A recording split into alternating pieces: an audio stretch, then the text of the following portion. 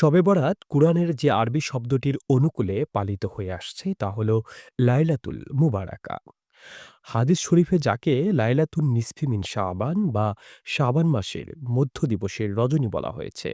সিয়াসিত্তার হাদিসে ইবনে মাজাহ ও বাইহাকি শরীফের উদ্ধৃতি থেকে পবিত্র শবে বরাত সম্পর্কে লাইলাতুন নিসফি মিন শাবান অর্থাৎ শাবান মাসের ১৫ তারিখ শবে বরাত উল্লেখ করে বেলায়েতের সম্রাট মাওলানা হজরত আলী ইবনে আবু তালেব রহিমাহুল্লাহ হতে বর্ণিত যে রাসূলুল্লাহ সাল্লাল্লাহু আলাইহি সাল্লাম বলেন, "যখন মধ্য শাবানের রাত আসে তখন তোমরা রাত জেগে সালাত আদায় করবে, ইবাদত বন্দেগী করবে আর দিবসে সিয়াম পালন করবে।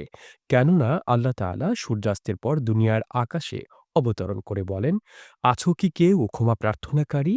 আমি তাকে ক্ষমা করব। আছো কি কেউ কোনো রিজিক প্রার্থনাকারী? আমি তাকে রিজিক দান করব। আছো কি কেউ কোনো বিপদে আরোপিত ব্যক্তি?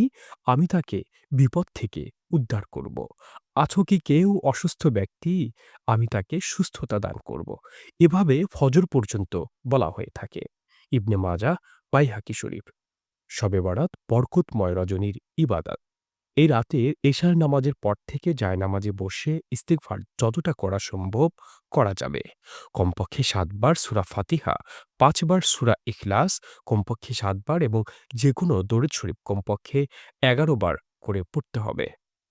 জায়নামাজে বসে খানিকটা জিকির আজকার, মোরাকাবা, মোশাহাদা।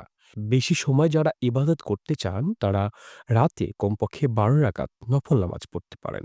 এই নামাজের প্রত্যেক রাকাতে সূরা ফাতিহার পর কমপক্ষে ৩ বার সূরা ইখলাস পাঠ করে ২ রাকাত করে পড়তে হবে।